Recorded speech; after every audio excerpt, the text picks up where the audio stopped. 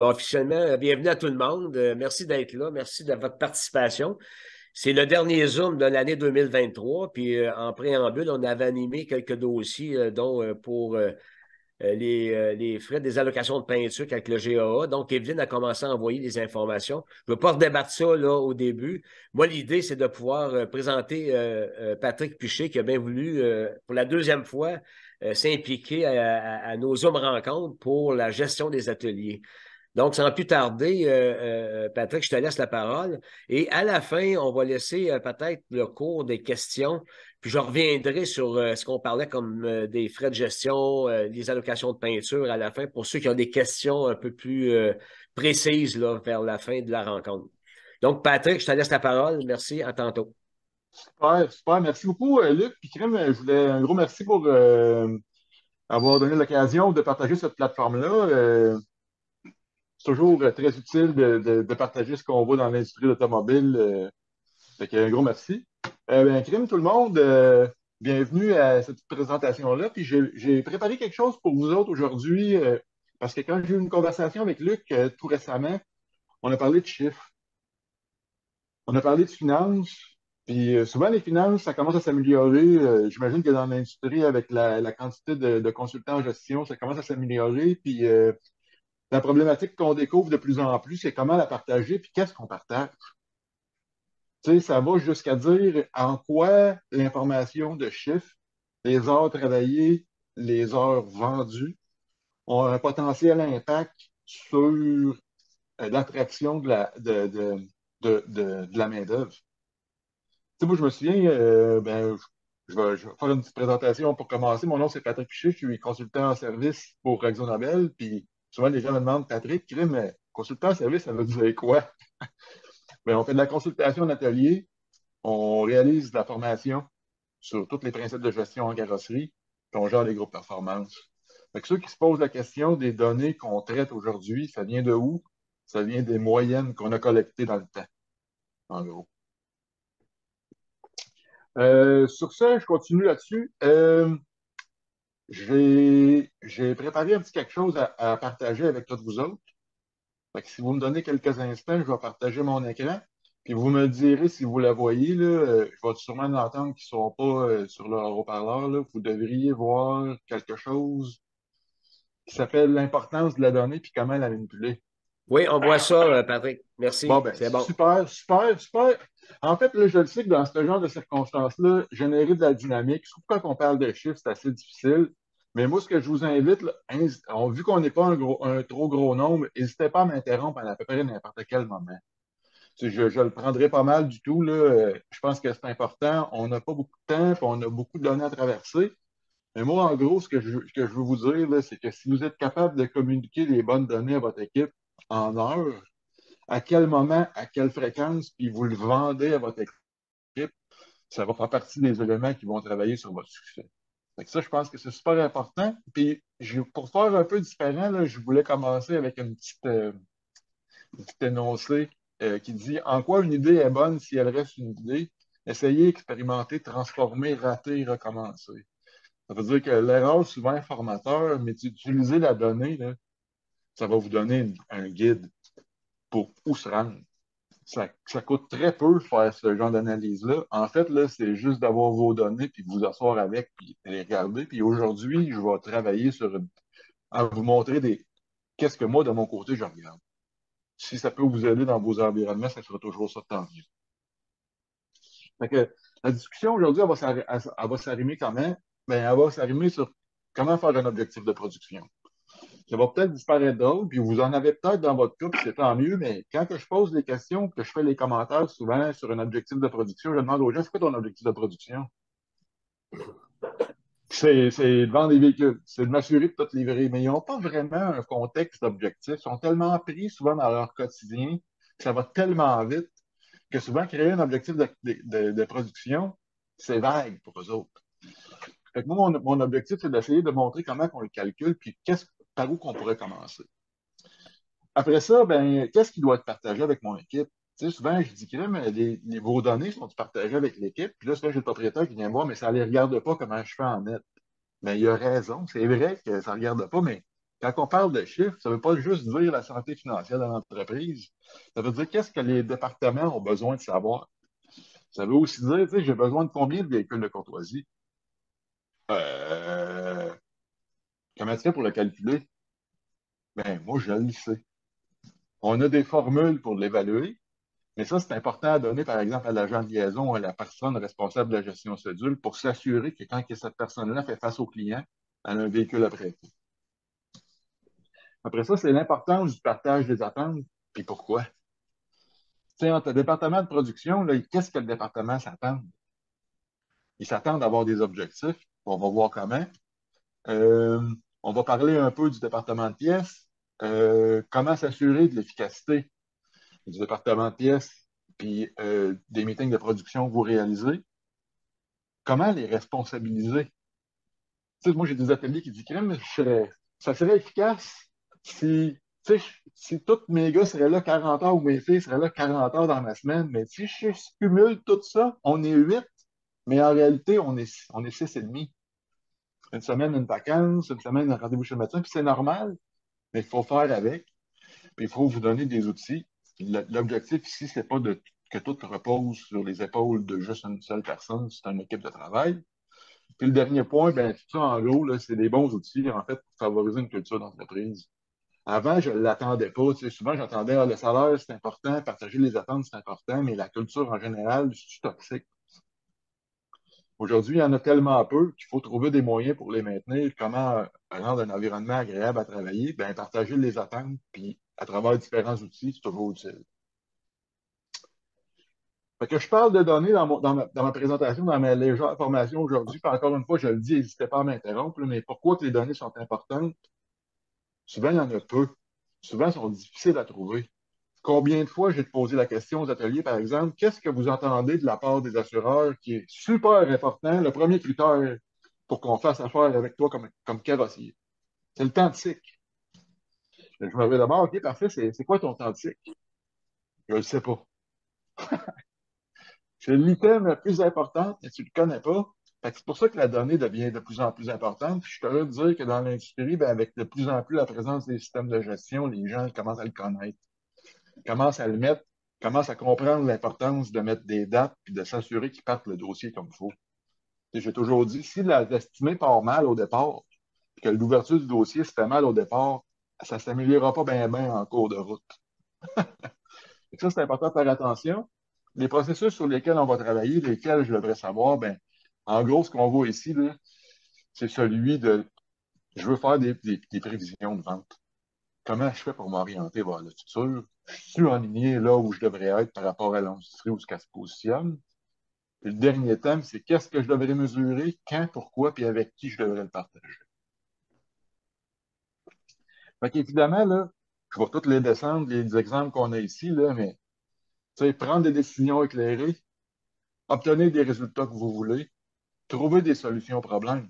Tu sais, souvent, les gens me disent, ah oui, mais Pat, la peinture, elle coûte cher. J'ai des petites nouvelles pour vous autres. La peinture, elle coûte cher, peu importe la compagnie de peinture. À ce temps, par exemple, est-ce qu'elle est bien utilisée? Est-ce que vous avez des critères pour évaluer si votre mode de fonctionnement au niveau du département de peinture est efficace? Et pourquoi que je dis ça? Bien, quand on fait des exercices de simulation, nous autres, on va calculer, par exemple, le nombre d'heures de peinture par bon de réparation. Comment ça se fait que pour les mêmes estimés, pour les mêmes photos, il y en a un qui a moins d'heures que l'autre, puis de façon significative? Donc à ce moment-là, ben, je dis tout le temps, Crime, on va travailler sur ton processus d'estimation pour l'améliorer. Puis si tu gagnes plus d'heures, bien évidemment, tu vas gagner plus d'allocation matérielle, tu vas gagner plus de peinture. Ça va ensemble. Le dernier thème, c'est d'arrêter le jeu des devinettes. C'est souvent d'avoir des outils, par exemple, notre fermeture de mois qui se fait souvent à la fin du mois, de l'autre mois d'après. Ben, à quelque part, qu'est-ce qu'on a fait dans le dernier mois? Qu'est-ce qui s'est passé? C'est un peu une mesure qui arrive en retard. Fait que c'est bon d'avoir des outils qui se passent plutôt au quotidien. Puis savoir qu'est-ce que vous faites bien. Puis le dernier, c'est améliorer la vie des gens. Je le dis tout le temps, je vais le répéter souvent. La culture d'entreprise aujourd'hui, je pense qu'on peut tous s'en passer. C'est un des facteurs principaux qui va faire que vous allez avoir l'ensemble des techniciens et des employés non productifs que vous voulez avoir. Puis, encore une fois, là, dans l'exemple que je vais donner aujourd'hui, je commence par cette réflexion-là. C'est que, est-ce que ça vous arrive d'identifier là où les données avec lesquelles vous travaillez pour faire progresser votre entreprise?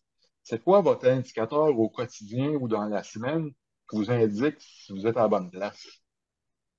Tu sais, ça peut être autant du nombre de véhicules livrés, à mon nombre de techniciens, aux heures produites. L'important, je dirais, c'est d'en avoir un.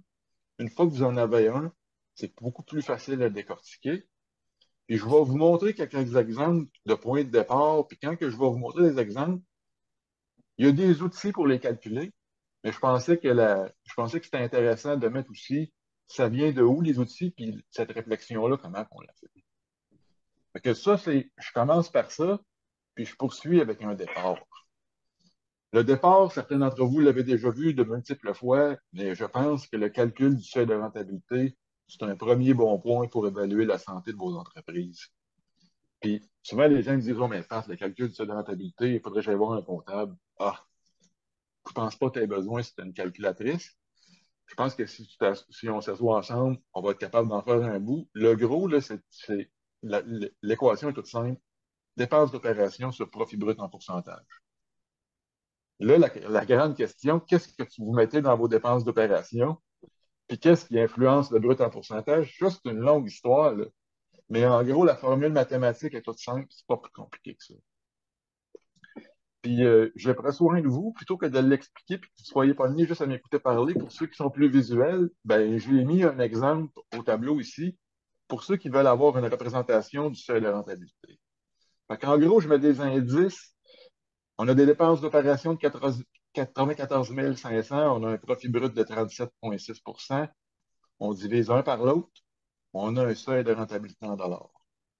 Fait que je ne vais pas plus loin dans mon explication, mais ici, là, quand on a un seuil de rentabilité, tout ce qui reste à faire, c'est le décortiquer pour que le seuil de rentabilité, on le ramène en ordre.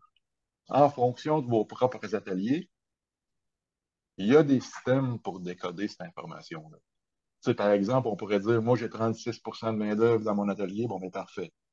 J'ai 256 000 de ventes, 36 main-d'œuvre à tel taux horaire. On fait la division pour que vous pouvez vous rendre jusqu'à des heures pour attribuer des objectifs de vente à votre équipe.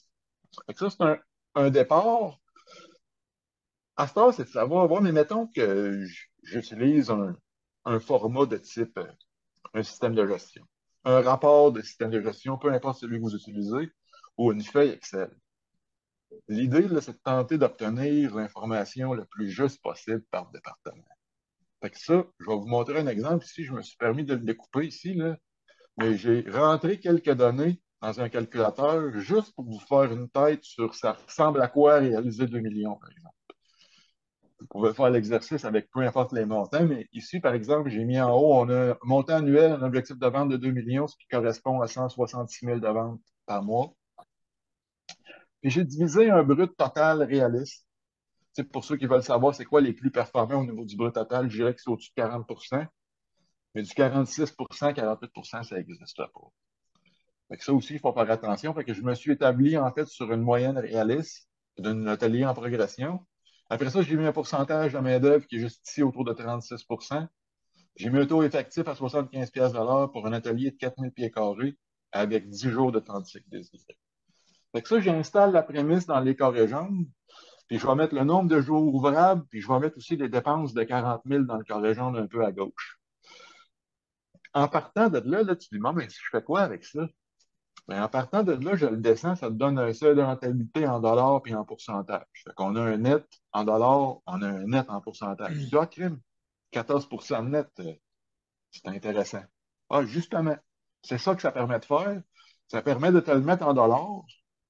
Ça permet aussi de te donner combien tu devrais avoir de travaux en cours en dollars, en véhicules puis en heures. Fait que là, tu peux facilement regarder, ma crème en véhicule, tu regardes tes travaux en cours quand tu as commencé, tu as combien? Dans un cas comme celui-ci, si tu avais 40 véhicules de travaux en cours, puis ton vrai travaux en cours que tu devrais avoir pour performer, il est 19, je suis désolé de te le dire, mais ta fin de mois va être difficile. Il y a des dépenses, il y a des temps de cycle, il y a des véhicules qui n'avancent pas, il y a de quoi faire pour débourrer la production. Ça va plus loin que ça. On le divise jusqu'aussi pour à donner de l'information pour notre clientèle, pour le peintre. Le peintre, lui, qu'est-ce qu'il veut savoir? Souvent, j'ai des gens qui viennent me voir et qui me disent, ouais, Pat, le gérant vient me voir toutes les semaines pour me dire que ce mois-ci, on veut faire 100 000 de main-d'œuvre dans le mois. Il dit, tu sais, moi, en tant que peintre, là, je suis toujours à l'heure, je peinture au meilleur de ma connaissance. J'ai une bonne attitude, mais ça ne veut rien dire. Mais quand on utilise ce type de calculateur-là ou ce type de format, on peut descendre jusqu'en bas, puis on peut arriver à dire, ben, crime, ton nombre d'heures par cycle de cabine que tu devrais avoir à chaque fois, en fonction du nombre de cabines, c'est X. Ah, OK, merci. Tu es en train de me dire, je peux peinturer 14 heures par jour, 14 heures par batch de peinture par jour. Dans ton cas, oui. On a fait l'évaluation d'avance. Fait que pour le peintre, c'est beaucoup plus facile de se retourner de bord et de regarder qu'est-ce qu'on peut produire. Ça, là, c'est tout simple. C'est un petit tableau qui donne une référence par rapport aux différents départements de l'information que les gens ont besoin. J'ai dit tantôt, l'agent de liaison, combien de courtoisie j'aurais besoin, mais c'est aussi pour le peintre pour dire combien d'heures de peinture par jour qu'on s'attend du département. Et ça, c'est un petit outil qui est super facile pour commencer à figurer. C'est pour ça que je vous dis qu'on n'a pas besoin d'aller trop loin dans, dans, dans, dans ce qu'on veut partager. Ce qu'on veut partager en réalité, là, c'est d'évaluer chacun des départements, qu'est-ce qu'ils ont besoin de savoir. Ça, c'est un bon indice. Après ça, on veut continuer, puis on veut qu'est-ce qu'on veut évaluer. Quand on fait une analyse financière, puis je regarde mon état des résultats, qu'est-ce que je regarde? Mais la première chose, est-ce que ton état des résultats, est-ce qu'il est divisé de la façon suivante? Vente moins coût égale brut, brut moins dépense égale net, le reste, c'est du créatif. Fait que si vous acceptez cette prémisse-là, ben, on part dans l'analyse, puis les choses on regarde le mix de vente par département. Qu'est-ce que tu vends? Tu vends de la main-d'œuvre ou tu remplaces? Tu sais, aujourd'hui, là, avec le prix des pièces, on avait tendance à dire par le passé qu'on devrait avoir 45 de main-d'œuvre si ce n'est pas 50. Aujourd'hui, si vous faites ça, c'est parce que vous réparez des véhicules plus âgés ou vous avez une condition particulière. Aujourd'hui, le domaine de l'automobile, en gros, si vous faites des travaux assureurs avec des véhicules plus ou moins récents, vous allez faire à peu près 36-37 de main-d'œuvre pour à peu près 46-48 de pièces. Est-ce que c'est moins bon? Non, c'est pas ça que je suis en train de dire. C'est sur des plus gros montants, mais c'est juste une représentation du type de travaux que vous faites. Le deuxième thème, c'est profit brut par département. Où vous positionnez? Tu sais, si on peut s'entendre pour dire qu'en gros, le profit brut est généré par deux endroits. Il est généré par la main-d'œuvre, il est généré par les pièces. Il est aussi généré par d'autres départements, mais les deux plus gros morceaux qui vont avoir une influence, c'est ces deux-là. Et on ajoute quelques autres indicateurs de performance. En gros, pour faire une analyse, ça ne devrait pas être plus compliqué que ça. Qu'est-ce qu'on regarde? Bien, on regarde les fluctuations, les tendances et les limites. C'est quoi le maximum? C'est quoi le minimum? Est-ce que tous mes mois sont égaux ou sont similaires? Ou j'ai des mois, par exemple, que je vais fermer mon mois d'octobre à 152 000, puis j'ai fermé mon mois de novembre à 410. Ah, je ne vais pas dire que c'est pas correct, mais je vais aller mettre un petit drapeau. Puis ce que je vais me dire, c'est que, oups, ça, c'est un indicateur, c'est normal. C'est normal qu'il y ait des fluctuations de plus de 100 de volume à chaque mois, ou c'est parce qu'il ne fait pas ses bons de réparation, puis il met tout en même temps tout d'un coup dans un mois. Ça, c'est à vérifier, mais c'est juste un indicateur de comment on pourrait peut-être l'aider à ce niveau-là. Je poursuis ça. Ici, ça donne un exemple à savoir comment on fait une évaluation de comparaison des ateliers. Puis on l'a fait en fonction de la demande de nos clients. Ça, c'est un vieil exemple. J'ai changé de données. On n'est pas du tout là aujourd'hui, mais c'est juste pour vous donner un exemple de comparatif de la donnée qu'on utilise. Fait qu'on part d'un gros bilan, on part d'un état des résultats, puis on arrive à passer ça à travers un fil, puis à ramener cette information-là ici de tout type. Comme j'ai dit tantôt, on part en haut avec vos ventes. On a de toutes les sortes d'ateliers là. On a des ateliers qui font 1,4 million de volumes par mois, mais on a aussi des ateliers qui font 150 par mois. Est-ce qu'on les néglige? Est-ce qu'on les enlève de l'équation? Mais il n'y a pas beaucoup de différence. gérer de la main-d'œuvre et la rendre performante, que ce soit petit ou gros, il faut la rendre performante. S'il y a de quoi, quand c'est plus gros, c'est encore pire. Tu sais, aujourd'hui, les gestionnaires, la difficulté, c'est pas de gérer la technique. Ils ont travaillé dans l'industrie de la carrosserie toute leur vie, c'est de gérer l'humain. Ça, c'est une autre histoire. Donc ici, ça vous donne des exemples. Si je descends dans l'équation qu'on avait ici, puis on avait une conversation avec Luc juste au départ de la présentation d'aujourd'hui, puis il parlait des heures de peinture par dossier. Mais on le calcule, ça aussi. Tu sais, si je descends ici, je ne sais pas si on le voit, mais un peu en bas de la ligne, j'ai corrigé les données pour un peu protéger la sécurité de la clientèle, là. Mais ce qu'on voit en général, là, je vois une répartition d'heures de peinture par bon de réparation faite par atelier entre 6,8 puis autour de 10,5.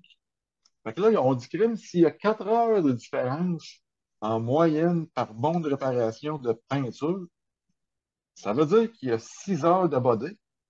Ça veut dire qu'il y a 10 heures de différence totale. La beauté, c'est qu'il y a de quoi faire. Fait que ça devient une donnée intéressante. Fait que pour ceux qui se posent la question, pourquoi on utilise les heures de peinture par dossier, c'est un bon exemple. Les plus performants se trouvent entre 9 et 10 heures aujourd'hui. Puis c'est réaliste. Puis comment on atteint ça? On atteint ça d'une seule façon. On s'assure qu'il y a au moins, entre autres, puis Pierre en a parlé au début, les oublis. La deuxième chose, de ne pas prendre ça personnel de faire vérifier un dossier. Puis les gens me disent, qu'est-ce que tu veux dire? Mais je le sais que c'est particulier, c'est dur de dire, crème, moi, je vais auditer ton estimé, puis tu travailles à côté de moi. C'est fragile comme sujet, mais quand c'est amené de la bonne façon, je pense que c'est important. Ça prend un procédé pour le faire. C'est pas un jugement, c'est de capturer l'ensemble des dommages qu'on est en mesure de percevoir sur le véhicule après un démontage à 100%. Fait que ça vous donne une petite évaluation. Fait que ça permet aux ateliers de se comparer. Et les ateliers qui font des bons scores, ben, ils disent, crème, qu'est-ce que tu as fait pour performer à ce niveau-là? Puis à l'inverse, ceux qui en ont fait des moins bons, ben, ils veulent savoir qu'est-ce que vous feriez à ma place. Fait que c'est un beau tableau d'échange à travers les ateliers. Fait que ça vous donne un exemple d'information qu'on propose. L'autre thème, l'autre thème que je pensais tout à fait important et opportun de traiter, c'est de définir les rôles puis de définir les attentes à partir de la communication. Puis j'utilise l'exemple du département de pièces. C'est pas un standard pour un département de pièces. Tout ce que ça veut dire, là, c'est une réflexion puis un questionnement à avoir de votre côté. Si dans vos business, ça, c'est clair. Quel est le défi du responsable de pièces? Oh, je sais pas, faudrait que je demande. Belle occasion, justement. La deuxième, ben, c'est quoi le défi pour le département de pièces, pour les non-productifs? Est-ce que ça en pose? Tu sais, souvent, je vais dans des ateliers, par exemple, qui vont avoir un responsable pour ramasser les poubelles. On va dire souvent un runner. Puis je vois que je me reviens de côté, puis je regarde de l'autre côté, il y a un département de retour rempli à craquer. On pourrait pas prendre le runner puis retourner les pièces. Je ne dis pas que c'est la solution miracle, mais il faut y penser. C'est un peu la réflexion qui va avant. Après ça, est-ce que le processus de lecture des bonnes réparations est connu? Est-ce que les gens, ils vérifient les pièces? Moi, quand j'entends, non, non, les pièces, c'est le technicien qui va vérifier, mais que si la pièce, elle arrive dans sa vie de travail. Eh, il y a de quoi faire de mieux que ça aussi. Puis c'est de poser la question, qu'est-ce que vous pensez d'utiliser l'occasion avec votre équipe? Qu'est-ce qui ne marche pas au niveau des pièces? Qu'est-ce qui est aimé? Qu'est-ce qui ne l'est pas? Puis pourquoi? Ah, c'est désorganisé. Ah, on ne trouve jamais les morceaux. Mais tu sais, là-dessus, là, de segmenter les grosses pièces, les moins grosses pièces, puis tout récemment, souvent, on dit, tu sais, là, souvent, les carrossiers sont devenus des spécialistes pour retaper les bumpers, puis pour les remettre sur la route, parce que vous attendez une pièce qui est non, pas non importante, mais non majeure. Ça serait peut-être important de ces petites pièces-là, de les conserver en parallèle dans un département à part pour ne pas être obligé de les chercher dans l'amoncellement du reste des pièces. Ça va être plus facile à poser, plus facile à trouver, meilleur service pour le client. Fait que ça vous donne juste un petit exemple de réflexion à avoir au niveau du département des pièces. Euh, Ça pourrait s'appliquer à peu près n'importe quel département. Le deuxième, la séquence de responsabilisation. Comment responsabiliser vos techs? Moi, ce que je vous dis, là, ça arrive pas souvent que c'est maintenu, ou après la première fois, je devrais dire, mais le meeting de production, s'il est vendu, s'il y a une rigueur, puis s'il y a une raison, il devrait être fait 3 fois par jour, à tous les jours, si c'est pas quatre. Là, les gens me regardent souvent avec des gros yeux qui me disent, hey, Pat, c'est ben trop. Pour le timer, il faut avoir un objectif. C'est maximum 2 minutes, peu importe le format de la shop. Fait qu'il faut traiter avec vos techniciens. Tu travailles sur quoi? Tu en as pour combien de temps? C'est quoi ta prochaine job? Ou je le dirais différemment, on va dire une mise à jour de où vous êtes rendu en production. Tu travailles sur quoi? Et tu te rends-tu jusqu'au prochain meeting sans venir me voir? C'est ça la vraie question, là. S'il te répond non, tu peux lui donner le job tout de suite. Fait que de même, là, c'est juste pour tenter de mettre une rigueur puis de mettre une structure, puis je vous le dis, ça l'aide à responsabiliser les techs. Puis même qu'aujourd'hui, les ateliers qui l'ont mis en place depuis plusieurs années me disent pourquoi on ne faisait pas ça avant? Ou c'est bien trop important pour moi. Moi, je suis le préparateur, je veux savoir ce qui s'en vient. Il faut que je m'accomplisse pour m'assurer que les travaux qui arrivent du body sont bons. Puis de l'autre côté, il faut que je m'assure de satisfaire la pinte. C'est quand même une tâche importante. Fait que pour ceux qui veulent savoir par où passer pour une séquence de responsabilisation, c'est une potentielle bonne solution. Les derniers petits thèmes que je voulais ajouter à la présentation d'aujourd'hui, là, c'est pour ceux qui se posent la question sur qu'est-ce qui devrait être mesuré puis quand. Les heures prévues, les heures fermées, le nombre de véhicules achevés, puis vous êtes où par rapport à votre budget, par rapport à vos objectifs à tous les jours. Ça, la plupart des gens le savent, mais souvent, c'est assez difficile de poser la question aux ateliers. Est-ce que vous avez une liste? Qu'est-ce que tu produis aujourd'hui? As-tu une liste de production que tu partages, que tu fais tourner, qu'elle soit sur un bout de papier, qu'elle soit sur un écran? Aujourd'hui, c'est disponible d'avoir des tabillards de production qui vous indiquent où ce qu'on se trouve. Tu sais, le fameux scoreboard qu'on dit en anglais, ça pourrait être utile. Votre marge bénéficiaire brute, où est-ce qu'elle se trouve, puis est-ce que vous l'avez calculé en unité si vous avez eu des reprises? Après ça, on va utiliser la data pour savoir pourquoi, puis d'évaluer vos travaux en cours.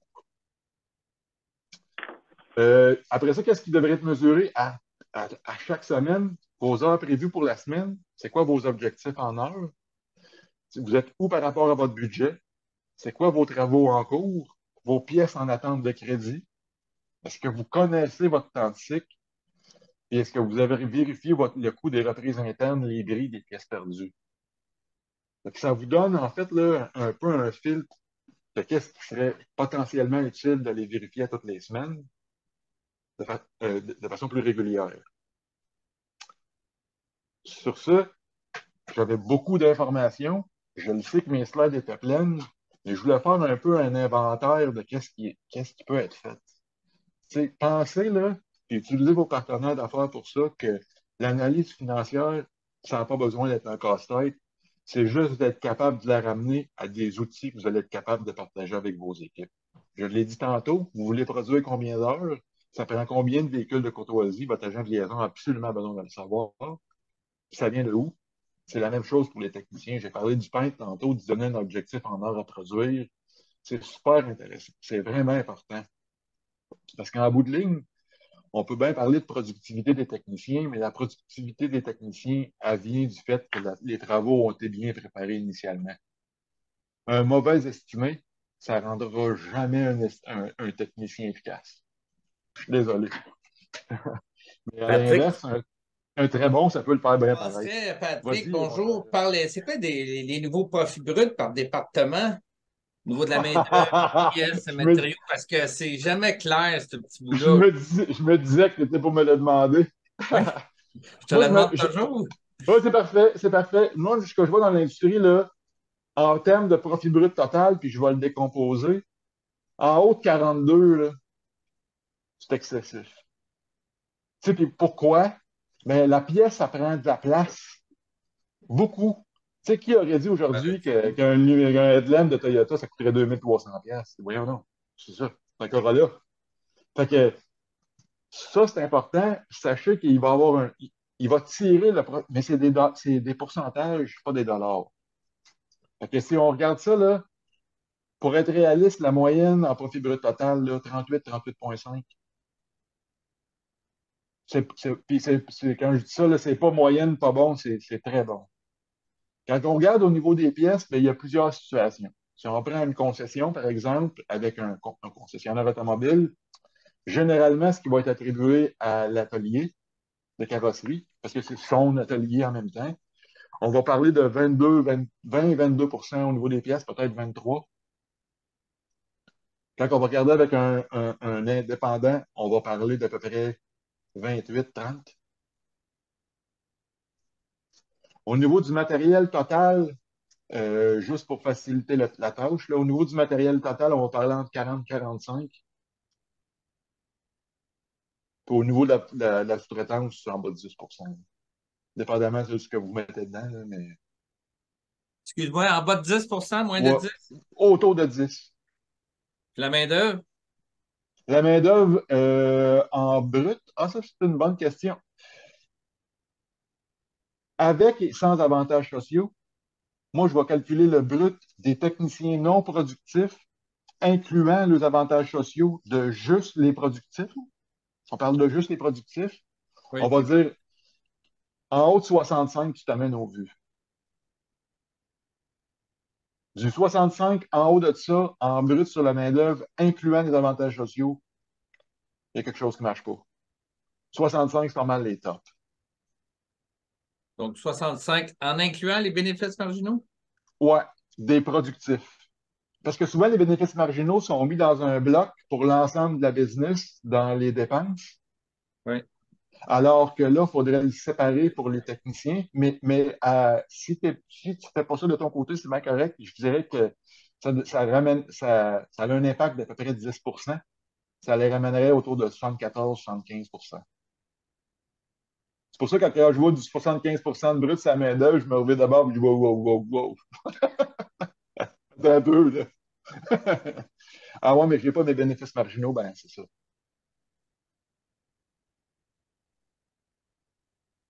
Donc, c'est comme un travailleur autonome, en fin de compte. 74-75 Euh, les travailleurs autonomes n'en font pas nécessairement plus pour penser qu'ils pompent plus d'heures puis ils travaillent à un plus gros taux de productivité. Fait que souvent, ils vont travailler, mettons, à un taux horaire fixe sur le temps de l'estimé. Fait que, mettons, 28 pièces de l'heure à 100 de l'estimé.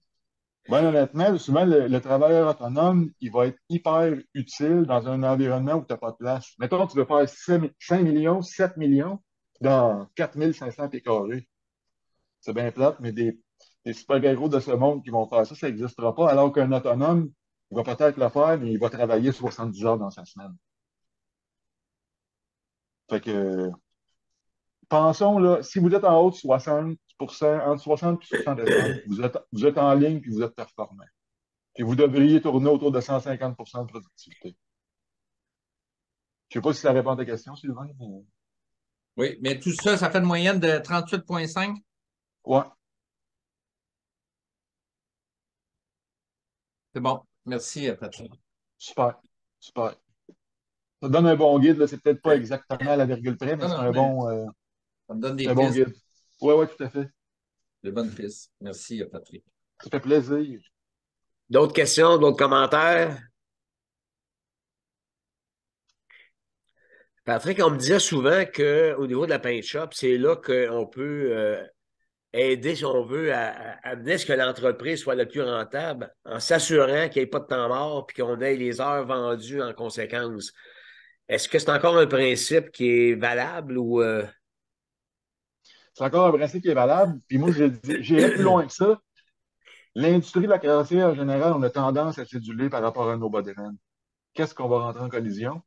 Moi, de mon bord, j'ai l'air un peu d'un extraterrestre, mais je dis l'inverse. Le débosseur, c'est pas qu'il sert à rien, mais on n'a pas besoin de s'en occuper. Il faut s'occuper de la cabine.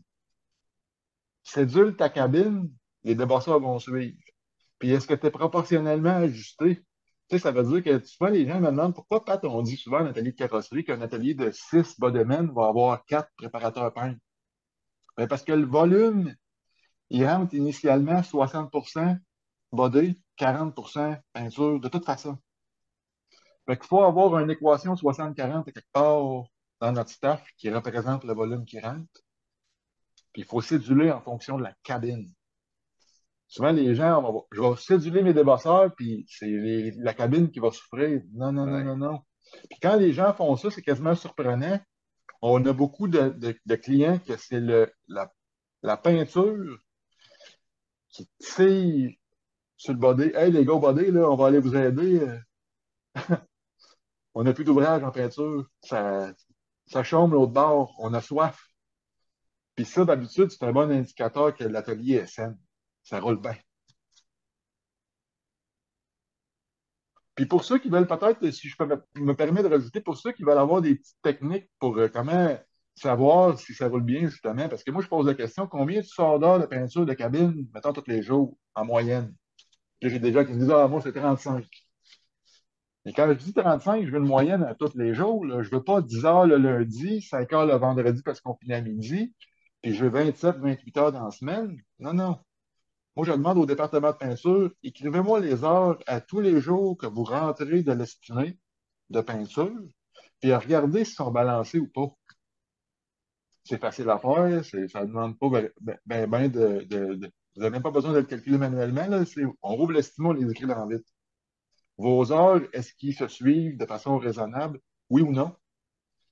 Sinon, il y a de quoi faire avec la cédule en entrée en production. Excellent. D'autres questions, d'autres commentaires? Je pense que ça complète pas mal la rencontre. Beaucoup de Tout à fait. bagages. Oui, oui, tout à fait. Mais c'est de prendre le temps de le faire puis d'être assidu à ça. Comme tu disais, les Moi, meetings, tellement importants. je trouve ça très complexe, la production. Sous toutes ces angles, là, c'est quelque chose. Puis c'est un peu pour la Avoir le bon démystifier, ratio puis partout, puis c'est ultra un peu pour complexe. la démystifier, puis la passer à travers un fil, qu'on l'amène un peu comme ça pour donner des indices aux ateliers. Mais tu sais, s'il y a de quoi travailler, là, Pierre l'a dit un peu au début, puis Tony l'a dit tantôt, tu sais, l'estimer, ça part de là. Puis les gens les disent souvent, il faudrait que je travaille sur mes estimés, mais je fais 80, on fait 80 PO par semaine. Comment on les divise? Puis je dis, tu sais, pour faciliter la tâche ou la vision de ce que ça représente, moi, je dis aux gens, OK, est-ce que tu pourrais améliorer ton estimé sur tes garanties? Sûrement, mais c'est peut-être pas ta priorité. OK, d'accord. Est-ce que tu pourrais améliorer ton estimé sur tes travaux clients? Oui, pas en priorité. Tu peux-tu améliorer ton estimé sur les 20 à 30 heures? Ah oui? Puis pourquoi? Ben, on va s'entendre que les plus faciles, les plus belles jobs, puis ceux qui ont le plus de place, qui génèrent plus de dollars, c'est les 20-30 heures. Fait que là, on est parti de 80 tantôt, je disais, puis on pourrait-tu le réduire? OK, ça va nous donner 30 estimés qu'on va réviser dans la semaine avec notre équipe. OK.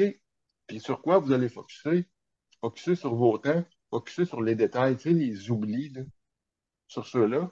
Faites-les réviser par un autre set de yeux. Moi, j'ai fait un exercice, puis je sais que Pierre en fait des exercices de, comment on appelle ça, de Calibration calibration. d'estimation. Ouais, de calibration. Puis j'ai une fois eu une super de belle réponse. J'avais une dame qui faisait un mois qui faisait des estimés, mais à ma grande surprise, quand j'ai reçu son estimé, elle n'est pas du tout out. Elle n'est pas off, pas en tout. Je crème, t'as-tu triché? Puis elle me dit, non, non, pourquoi? Elle dit, moi, je viens d'un département de pièces à l'origine, fait que faire la recherche puis le système informatique, ça a super bien été. Mais elle dit ce que les gens ils font pas, je me suis rendu compte dans l'entreprise, c'est qu'une fois qu'elle était prête puis montée, elle dit, je me suis informé sur c'est qui le meilleur tueur avec une bonne attitude. Je suis allé le voir, ça lui a pris 5 minutes, j'ai ajouté mon estimé, puis la voilà. Tu sais, souvent, demander à l'extérieur pour une certaine quantité d'estimés, souvent, on est trop fiers de le faire, mais c'est payant de le faire. Tout à fait. Tout à fait. D'autres commentaires, d'autres précisions? Ben, qu'est-ce que Patrick disait, c'est intéressant. Tu sais, c'est une affaire que je fais assez régulièrement avec mon équipe chez nous. On va monter un estimé. Après ça, on va demander à quelqu'un d'autre, regardant avec d'autres yeux. Puis il y a toujours quelque chose qui se fait rajouter de plus. Ah, ça, on n'a pas vu. Hey, on a oublié ça. Parce qu'on prend pour acquis. Puis Puis ça va avec l'expression, j'ai toujours dit depuis une dizaine d'années, on ne penserait même pas construire une maison si on n'avait pas des plans d'architecte.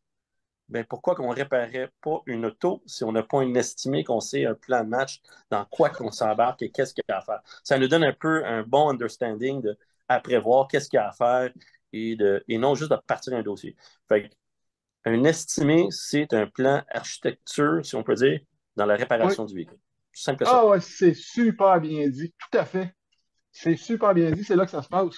Tu sais, puis même, là, moi, je fais des exercices, puis souvent, je mets les gens de la bannière avec moi. On est assis toute une table. On a tous ceux qui ont fait l'exercice. Ben, la bonne réponse, là, elle n'est jamais de une seule personne. Elle vient du. Ah ben, finalement, on l'a montré comment, notre groupe. Puis c'est le cumul de toutes les idées en tête qui en a fait une. Celle-là, elle passerait, oui. Mais elle crée, mais elle est pas mal plus payante que toutes les autres. Fait que c'est super bien dit. Tu as tout à fait raison, Tony. Excellent. Écoutez, je pense qu'on a fait pas mal le tour. Encore une fois, merci de votre participation, la collaboration de tous.